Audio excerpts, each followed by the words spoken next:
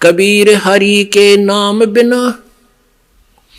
ये नारी कुतिया हो, गली गली भौंकत फिर टूक न डाले कोई।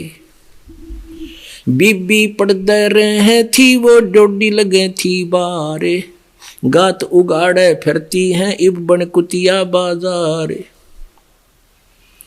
वो पर्दे की सुंदरी सुनो संदेशा मोरे, गात उगाड़े फिरती हैं वो करे सरायों सोरे। नक बेसर नक पे बेणी पैर थी हार हमेल, और सुंदरी से कुतिया बनी देख प्रभु के खेल।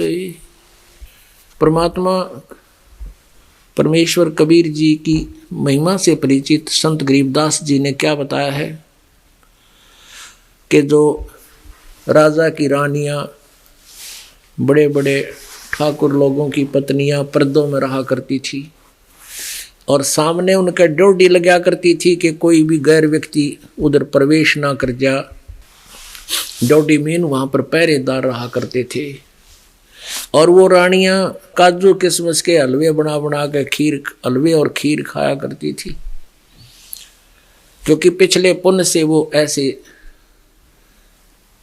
सुख में स्थान पर उनका जन्म हुआ। और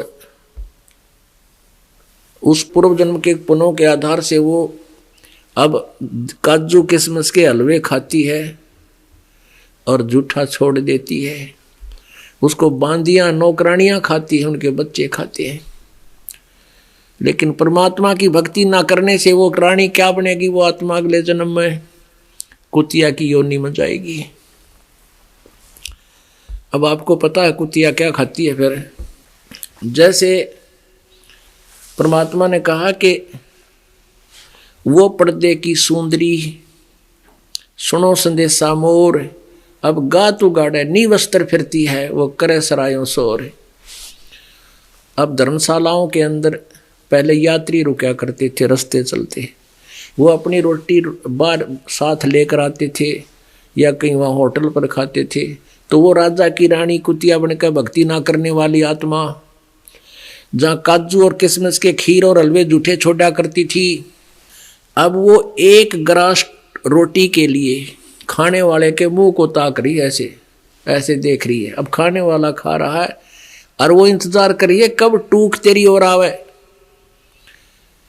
अब वो भी मालिक की मेहर होती है, ध्यान में चढ़ जावे कुत्ता बैठा है टूक डाल दूं। ऐसे टूक ऐसे फेंक देते ग्रास को और 10 ग्राम रेत गेल खावे वाई। पहले काजू के किस्मत के हलवे जूठे छोड़ा करती थी।